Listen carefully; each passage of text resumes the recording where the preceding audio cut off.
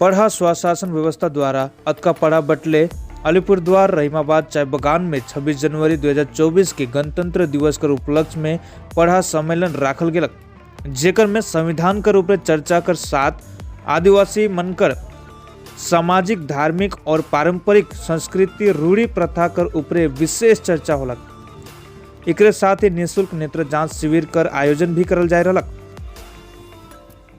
इस दिन मुख्य अतिथि के रूप में राज्यसभा सांसद प्रकाश सिंह बड़ाई, पारंपरिक पढ़ा स्वशासन व्यवस्था झारखंड राज्य लोहरदगा कर दीवान संजीव भगत, संतोष उरांव, पद्दा पढ़ा पश्चिम बंगाल राज्य कर दीवान शिव टोप्पो कर साथ और भी सदस्य में उपस्थित रहे।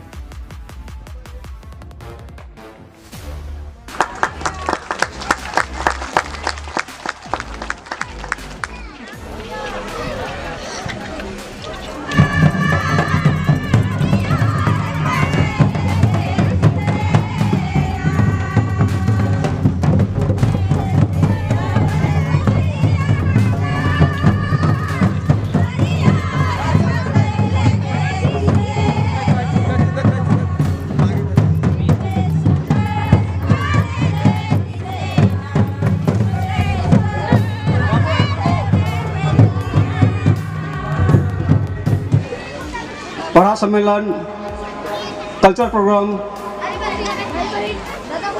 आपका पढ़ा रहना चाय बगान में रखल जा है, जेकर में मुख्य अतिथि के रूप में झारखंड से हमरे पदाधिकारी के बोला ही इनवाइट करी।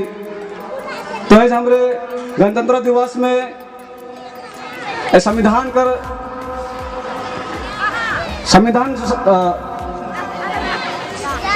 लागू होला 26 जनवरी 1950 में और उकरे बदौलत आज हमरे अपन हक अधिकार सिस्टम कस्टम के हमरे उपहार करा थी, निर्वाह करा थी। अगर संविधान हमारे समाज नहीं रहता तो हमरे शायद बेतंग हो जाती। संविधान के द्वारा हमरे जितना अधिकार पावा थी जे हमें सुनने के लिए मिलेला 13(3) में हमें के विधि का बल प्राप्त है। जे 13(3) के तहत में हमरे अपन स्वशासन व्यवस्था रूढ़ी प्रथा के हमरे चलाए सकीला। यह पढ़ा व्यवस्था स्वशासन व्यवस्था ही है के जे हमें कर अपन सेपरेट लो, कस्टमरी लो जे हमें कहिला।